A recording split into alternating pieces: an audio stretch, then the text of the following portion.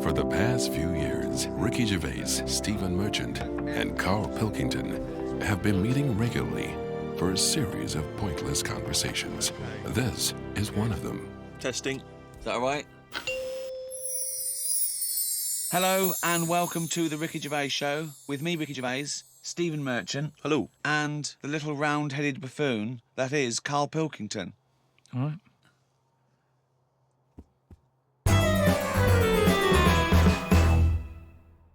It's come to our attention that the Allied forces, all around the world, in active service, fighting for their country, even though they're in danger and they're missing their loved ones, they all have one thing in common.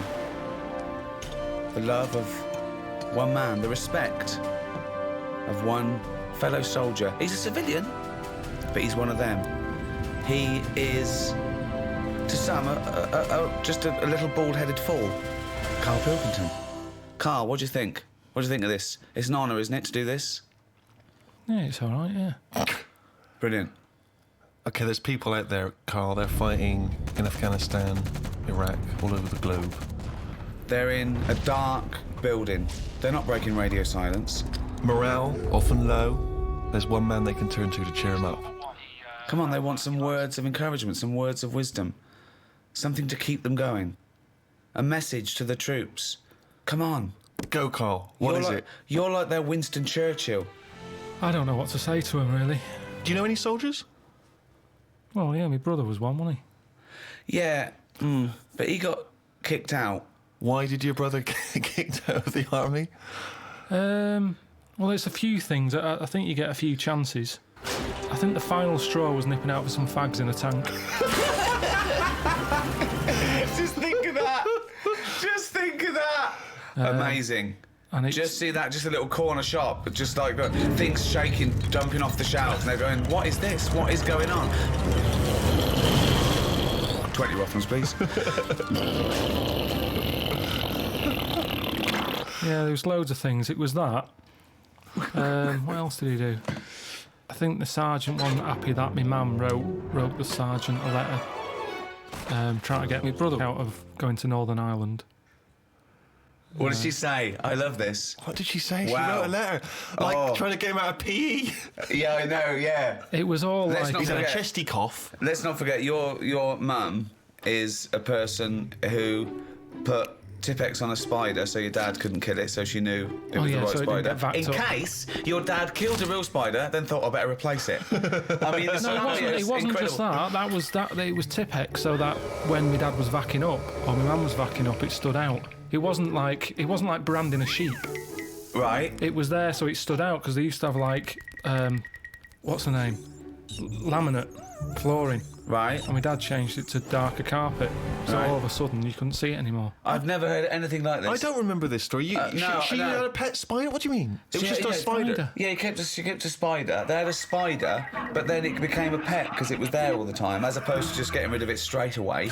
Like, because you didn't clear it away it's straight a away, house. suddenly it's a pet. It's Yeah, it's a house spider, because they live in houses. You make them welcome to get rid of other little bugs and termites and stuff. My brother's left home, I've left home, my sister's gone. It's something for my mum, innit? She's got a budgie. There's only so much you can do with that. It's not as free, is it, as a spider? right. So she just looks after that one. They Oh, live I'm for about so 8 lonely. years. I'm bored of a budgie. Get yourself a spider. Anyway, They live in holes. that's a different thing altogether. She just wrote to the sergeant and said, just sort of, look, I didn't want him to join the army. It was his dad. He didn't get a job. His dad told him, if you don't get a job, you're going to join the army. He ended up joining. He's joined at a bad time. He hasn't had enough practice at this yet. Can you just let him Surely off? that's for Isn't that them. enough practice? Surely that's for them to decide. Yeah, she's on there going, he can't shoot for toffee. Yeah. He was all right about it. The only thing that really annoyed him is my mum started off the letter by saying, hello, Chuck. Not appropriate. And he called back, though. He did call her and said, look, I don't appreciate it being called Chuck and stuff, but I got you note. A lot of mothers are in the same boat. Sorry, he actually mentioned don't call me Chuck. Yeah, he brought it up because it's all about respect, isn't it? And Well, she's a civilian. yeah, but I suppose it's respect still. He's putting his life on the line. Someone's saying, all right, Chuck. So he phoned back and he said, presumably... Well, I mean, if I was him, I would have... Not only would I have sent him to Northern Ireland instantly, Yeah. I'd have put him in the most dangerous spot. Yeah. I mean, as punishment. To get your mum to write a letter? No. He didn't ask me mum to do it. She did it off her own back. He was probably horrified, wasn't he? Oh, wow. But imagine that. The Sergeant Major go, attention, got a little letter here. Let me read it to you. Hello, Chuck. Just reads it out. And he goes, Pilkington, come here, you horrible little man. Imagine him reading out in front of the troops. I remember sort of looking up to him thinking, he's in the army, I want to do that. He used to come home quite a lot, but he used to do me dad's head in because he'd turn up with like a wagon with like a load of his mates in it, just turning up we didn't have any notice. Just turn up and he'd bring them all in. Come on, we'd be drinking my dad's whiskey, it'd kick off, my dad saying, get out. Mind the spider. And, Don't tread on the spider. Yeah, he used to just turn up with like half of F Troop and they'd just take over the house. And my dad used to be on night, so he'd hear all this going on, come down and go, what's going on, get out. He's going, we've come out, get out. So it'd sort of kick off a bit. I'd see him for a few minutes and then he'd drive off again on the truck. Not a model soldier, then? Well, what's a model soldier? I don't know.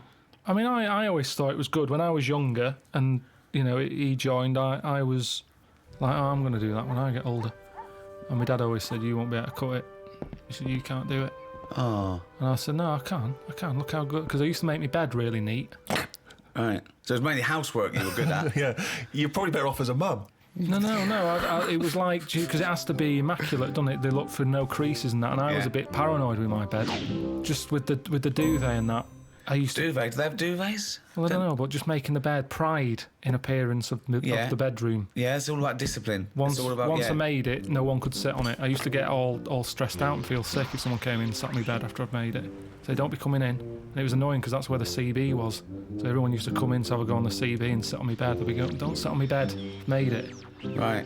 Why do you used to feel sick? It was a bit of a thing. I just OCD, didn't like it. a little bit of... It's like I've gone to the trouble of making it. Why have you just come in and sat on it? I wouldn't have made it. Yeah, but hold on, though. You do that in the army. Sergeant Major comes in and goes, Pilkington. And he does it for a laugh. He turns over your bed, he pulls out your locker, he gobs on your shoes, right? He goes, start again, you cunt. What are you going to do? Going to be sick? No, you're going to go, yes, Sergeant Major, I'm going to start again. No, I'd say, why did you do that? I'm missing home as it is. I'm stressed out. I'm just trying to make me surroundings as nice as possible. Teddy's on the floor. You keep coming in and messing with it. Can you not do that? Who are you talking to, you little bald cunt? Maybe my dad's right then, because he said, my dad sort of said the bed making's all right. He said, but you're not that good with laces. Wow, did you have to tie your laces? Well, I just never been that good. I can tie them, but they never sort of stay tied for a long time. I have never seen him tie his laces. I've realised that. No. He always comes in. Does Suzanne do them for you? Is he a little mank, one of those little mank trainers where they're all tucked in, where you don't see the laces? I tend to just get a good knot on them and then just leave them and kick them off, and then they're tied permanent. So you've got slip-on, laced-up shoes, basically? Yeah. I don't like But they laces. can't be I don't tight understand enough. why laces are good anyway when you're in the army, especially with boots. You have boots with like about 60 holes in them. If you're in a rush, if you're in bed, you get out of the bed, you make the bed, the sergeant comes in, rips it apart again, he's going, there's a war, and you're going, stop messing with the bed.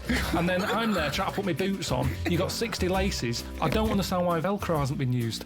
Velcro is ideal for a war situation. You're in bed, woo, siren goes off, you jump out. Why do you want boots with loads of laces? Well, that's a thought for the... If there's any top brass listening. How would you cope, Karl, in a war situation? Ignore the mechanics of being a soldier. I'm talking about the fear. I mean, these men and women are brave beyond compare. Constantly under duress. I was told he had good pain threshold. By whom? A woman at that face rub place I went to. Right. She, because they ask you when you go in. She said, what's your pain threshold like? I said, I don't know. Try and avoid it. She was going, yeah, but, would you say you're very, very good, medium, or bad? I can't imagine you getting hurt much because the signals to the brain, you've got, it's dulled, isn't it, with you? So you don't really Yeah, but then Suzanne always moans at me when I'm going, oh, God, my wisdom teeth is aching. She's going, oh, shut up. She's saying, you haven't got any wisdom teeth, you dopey cunt. No, she just always goes, I had it and I didn't make a fuss, but it's one of them things that you can't get through to people pain, isn't it? Yeah. And they don't know what your pain threshold is. So like I say, I've got brilliant pain threshold. I'm saying my tooth's hurting. She's saying, oh, shut up. But she doesn't know. I think I've talked about it before about giving someone the pain that you've got. So you go, there, have a feel of that.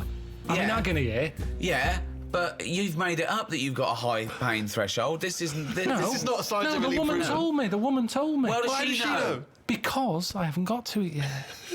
When I had the face rub, she was sticking electric into my head.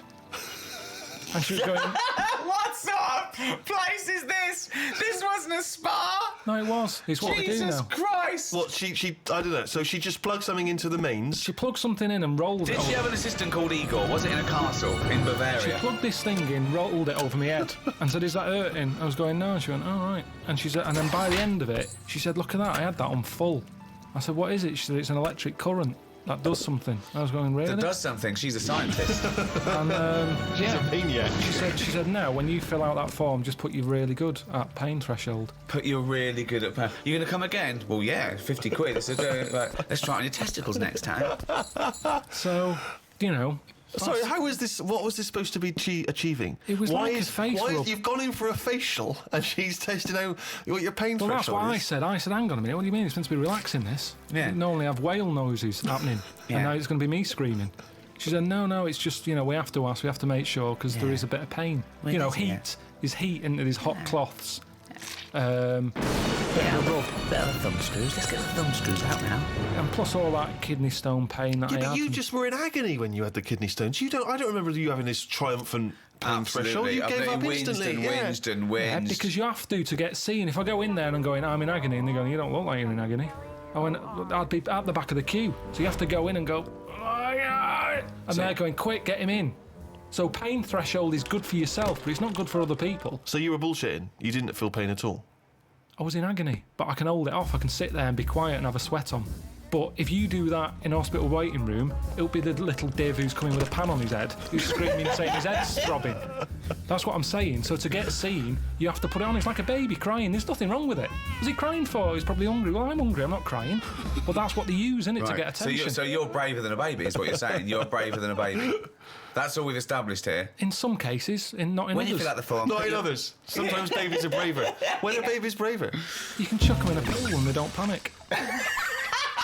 I'm rubbish. Sorry, will you leave my baby alone? No, I'm doing an experiment. Mr. Pilkington, will you stop throwing children in the pool?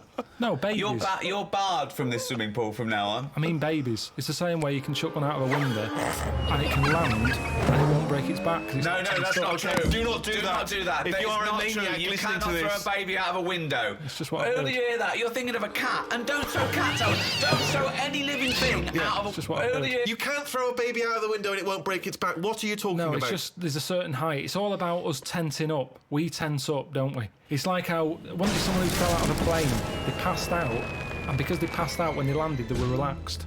They woke up, they were like, "Oh yeah, what happened then?" Someone fell out of a plane. That's bollocks. It's not, honestly. How far was the plane? Oh, high up. It's a plane, isn't it? Well, what's the lowest height that a plane could be at? Even if it was at 30 feet, that's a height, isn't it, to fall without... Yeah, well, exactly. But if it was higher... Was the plane just on the runway? No, it was iron up. It was high up enough. Is this where you went for the holiday? We're going to high up enough. Fuck me. Can't even talk. So, yeah, pain threshold. I'm very good at it. So, would you say you've ever been brave? Because I was thinking, before we did this, I can't think of a time when I've ever been brave. I don't think I've been cowardly. I've just never been in a situation where I needed to be brave, particularly. And I've always managed to avoid fights, conflicts. Yeah. See, when I was in Salford, I'd nipped to Greg's to get a pasty. I heard some bells going off. I came out, just thought, I don't know what that is. Went over to the car, sort of thinking, I can't wait to have this pasty when I get home. Cup of tea, nice cup of tea, maybe a bit of bread. I love the fact that his head was just filled with food because he was buying food and thinking food. When he's eating, I'm thinking I'm eating food. Just one big globular mess of food cells in his head for the duration of the food experience. I can remember that food thought going on now, and it was probably like 15 years ago. But I remember how happy I was. I'm out at the Greggs, I've got what I want, I'm on my way home, this pie's hot, it's going to be hot when I get home, it's going to be a nice cup of tea, bread. These are the things you save, and yet you forget really important facts. Yeah, he doesn't know why wars are happening, Yeah. but he does remember this. Yeah, but Yeah. listen, this is why I remember it. Like I said, you forgot the bit that I said. A bell going off. I don't know what's going on there. I'm walking over the road, put the key in the car, I turn round, bloke comes running out the post office, obviously the bell's gone off, he's got a big shotgun, balaclava on, and he stops and looks at me. He's there with a big gun in his hand, and he's looking at me. And I wasn't scared. I just was thinking, does he want me pie? I remember thinking, if he said, I want that, I'd have to give it up. So a man with a gun. I told Suzanne, she said no, he was probably thinking about nicking your car. He's got your What, he key. didn't have a car ready? He came, No, he he had the legged it. balaclava, the gun, and he goes, fuck me, I forgot the car. In the end, he sort of ran off down the back alley. I love the fact that he looked over at you for a split second and you thought he might be interested in your Was pie. there other people around? Were you sure this happened and you weren't reading a comic book? No, it happened. And so he looked you in the face. He Yeah, saw through his you. balaclava, he made eye contact. I looked at him, everything sort of stopped for a minute, and then he just sort of legged it off down the back alley. And what did you do? What did you say to the police when you obviously were? I didn't. I just went. Well, you were a witness to the crime. Have me pie. Like I said, it was warm. It's not going to stay warm forever, is it? But when it was on Crime Watch a few weeks later, No, said it that- wasn't. That's what was weird. I said to Suzanne, "Oh, let's watch like Granada Reports tonight, see if I'm on the telly or anything." Nothing. Didn't even get reported. Why would you be on the telly if you just ran Just away? didn't say CCTV or something like that. If I was involved in it, they went, "This happened today in Salford, outside Greggs. Are you this man with the pie?" I wanted to make sure I was well out of this one. Because Suzanne sort of said, "Oh, should you get involved?" But you shouldn't get involved because then I'm at risk, aren't I? Nobody Well, was there you killed. are. We're back to bravery again, aren't Yeah. Yeah, it is bravery. Go on then. Next door but one, there's a fella there. He likes a drink. He came home late one night, banging on the door. Obviously forgot his key. He was trying to kick the door in. I looked out the window, and who's that? Thinking someone's breaking in. Right? I see it's in. I saw all the curtains twitching. He just went back to bed. Now I kept an eye on him. He kicked so hard, he fell back, dropped his curry, landed in the road. Dropped his curry. Right. Oh God! Why didn't he get a pie from Greggs? Because that lands and it's still fine. So, anyway, he passes out. Right. Curry all over the shop, Yeah. head in the road. Cars come down that road, Yeah. sometimes pretty fast. Yeah, It's of night course. time. You could Yeah. get his head squashed. Yeah. Like I said, curtains are still a twitching, no one's a helping.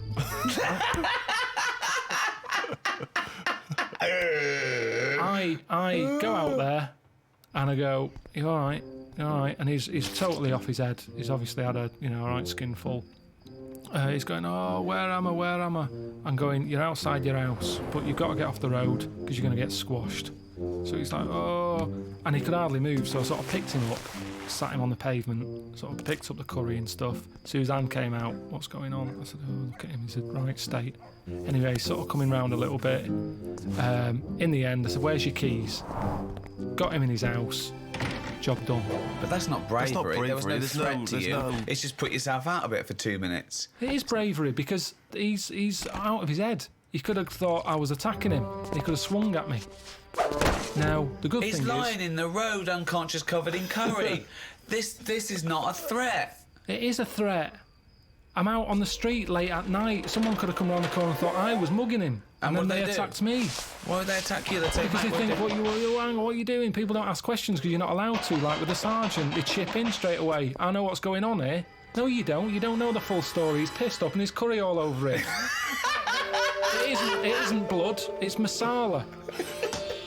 You hear about this all the time, misunderstandings. Now, I helped him. The day after, he remembers, he comes round and he gave me some mincemeat that he had left over.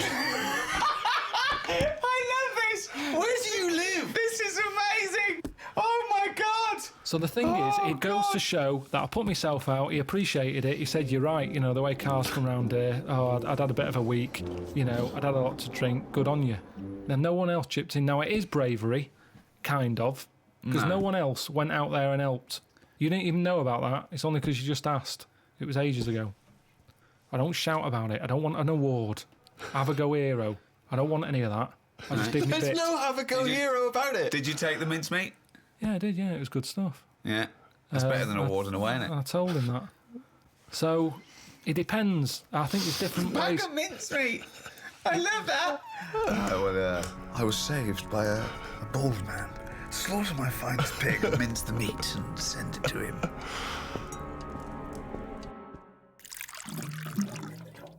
What about phrases from the war days? What about things like careless talk costs lives? What do you make of that? Careless talk. I suppose just busy chatting in a trench rather than going out there. No, it doesn't! It doesn't mean that! Have another go.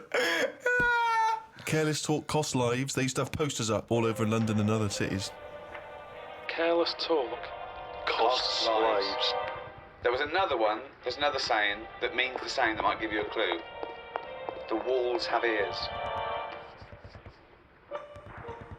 Yeah, but that just means don't be slagging someone off because someone will hear it, pass it on, and then they'll end up fighting their own instead of who they should be fighting. Well, no, you were almost there, but think about what you mean. It's not about gossip, it's not about... Well, in a way it is, but it's about very specific gossip. Much more important tittle-tattle. Careless whispers. No, that's George Michael. Say again, what's the first one again? Careless talk costs lives. I don't know, I imagine it being like a... Don't go shooting your mouth off about things you know about the war effort, because there might be a German spy in the pub, disguised as a barmaid. Oh, you're lovely, Tracy's going, yeah, I'm Karl. What do you know about the war? That's true, that does happen. I remember my brother being in the army, he had the same thing. He was told not to, because he liked the women and that, and he was told, listen... One of them might be a German spy? Yeah. He said, don't be going out with German women, because they're quite muscly. And could be a man. There'll be a gang of them. No, and they'll do you in. Sorry, your brother was told, don't go out with a gang of German women because they're quite muscly and they might do you in. Yeah, because it's all part of the thing. They sort of go out, like you say, pretending they're just like women out on the night, because he was in Germany for a bit. He was posted over there. Right. And apparently they target like British soldiers and that. And like I say, he liked his women. He'd just go along with it, thinking this is good. You know, Actung baby or whatever. That's okay, you too. Hey, action, baby. Yeah. Actung baby. Yeah. And then, you know, got him in a headlock and good night Vienna. Well done. Good night, Vienna. Why are these random German women just killing British blokes? What's the reason for this? It was a proper thing. I remember him telling me mum, saying, oh God, I had a right dilemma. I met some women, German, couldn't go with them though because we were told that there might be, might be trouble. Really, yeah. Honestly, that's a fact. British soldiers were getting beaten up by German women. This is not true. Can't be. Why? If you're caught off guard, you're just thinking, out with the ladies, and then they suddenly turn on you. It's a shock. It's a surprise element. Why are they beating him up? You're presumably talking about the Cold War. Because he's a soldier. Yeah, but they were allies then. Well, when your brother was stationed in Germany, it wasn't occupied Germany. We hadn't invaded. It wasn't the German resistance. They were stationed there because we're all in it together now. I don't know then, there was just a problem with German women.